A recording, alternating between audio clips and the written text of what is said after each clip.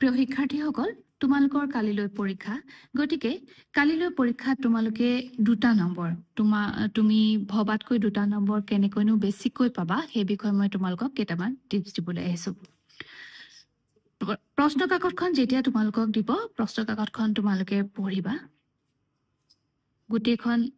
পঢ়িব নোৱাৰিব পাৰা কাৰণ কম্প্ৰিহেনশনখিনি বহুত দীঘলীয়া হ'ব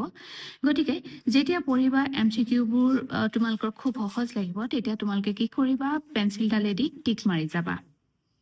সেইটো সময় তাৰ পাছত গোটেই প্ৰশ্ন কাকতখন যেতিয়া পঢ়িবা পঢ়ি এটা তোমাৰ থুলমূল আভাস এটা হ'ব তাৰ পাছত আৰু মই তোমালোকক সদায় কৈছো যে ইজি প্ৰশ্নসমূহ প্ৰথমতে কৰি লবা অৰ্থাৎ জনা প্ৰশ্নকেইটাৰ উত্তৰ প্ৰথমে কৰিবা তেতিয়া কি হ'ব তোমাৰ টাইমটো সেভ হ'ব যিমান নম্বৰ বাবে প্ৰশ্নটো দিব ধৰি লোৱা 2 নম্বৰ কাৰণে দিছে তেতিয়া তুমি মানে খুব সহজ দুটা লাইনে লিখিবা বা যেতিয়া শৰ্ট মানে কোৱেশ্চন সুধিব এটো হয়নে বা 1 নম্বৰ কাৰণে যেতিয়া প্ৰশ্ন এটা দিব তেতিয়া তোমালোকে কেৱল উত্তৰটো নিলিখিবা শব্দত নিলিখিবা গোটেই বাক্যটো লিখিবা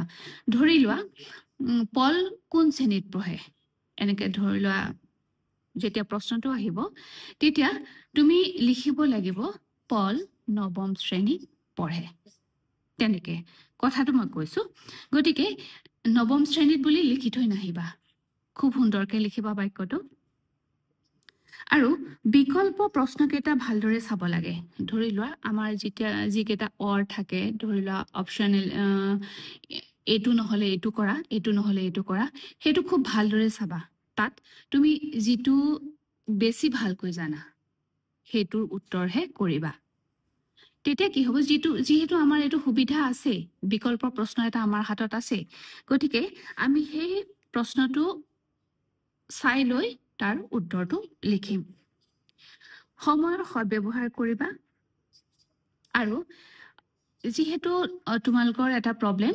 যে স্পেলিং বহুত ভুল হয় গতিকে স্পেলিং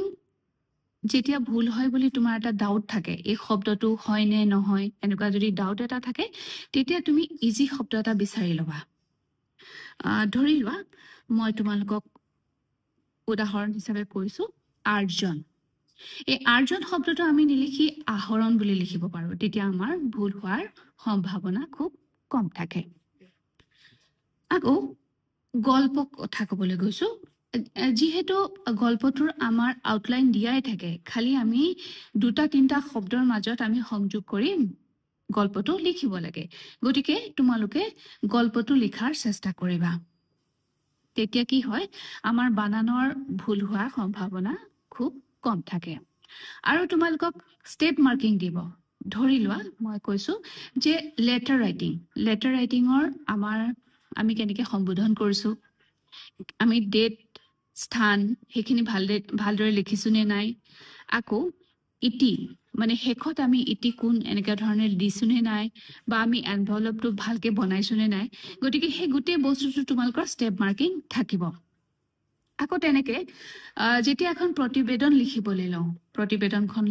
লওঁতে সেইখিনিটো আমাৰ ষ্টেপ মাৰ্কিং থাকিব গতিকে তোমালোকৰ ইমান এটা ভয় কৰিবলগীয়া কথা নাই সময়ৰ সদ্ব্যৱহাৰ কৰিবা কাৰণ জিটি কেতিয়াবা কি হয় আমি এনেকুৱা পাওঁ যদিও বাহিৰত এখিনি ৰাখি থয় তথাপিতে কি হয় এনেকুৱা ৰেড কলমেদি বা ব্লু ইংকেদি এনেকে কেতিয়াবা তলত লিখা মেলা কৰে সেই কামটো কেতিয়াও নকৰিবা সাফ চিকুণকৈ লিখিবা আৰু এই সাফ চিকুণকৈ লিখিলে তোমালোকৰ কি হয় পৰীক্ষকৰ মনটো অটোমেটিক ভাল লাগে বা আমি যেতিয়া কপি এখন চেক কৰো তেতিয়া যেতিয়া সাফ চিকুণকৈ লেখা দেখা পাও তেতিয়া আমাৰ মনটো ভাল লাগে বা ইমান ধুনীয়াকৈ লিখিছে গতিকে ইমপ্ৰেশনটো তেতিয়া ভাল হয় আৰু তোমালোকে কোনো খৰধৰ কৰাৰ প্ৰয়োজন নাই গতিকে ইমানখিনি মই তোমালোকক আজি টিপছ দিছো আৰু মই আশা কৰিছো এইখিনি তোমালোকৰ বহুত সহায় হ'ব আৰু পৰীক্ষাৰ শেষত পৰীক্ষা যেতিয়া তোমালোকৰ শেষ হ'ব ঘৰত আহিবা বা অলপ ৰেষ্ট লবা আৰু তোমালোকৰ পৰীক্ষা কেনেকুৱা হ'ল মোক জনাবলৈ নাপাহৰিবা আৰু তোমালোকৰ মোৰ এই ভিডিঅ'খিনি যদি তোমালোকক অলপমানো হেল্প কৰিছে বুলি তোমালোকে ভাবা তেনেহলে সাবস্ক্ৰাইব কৰিবলৈ নাপাহৰিবা ধন্যবাদ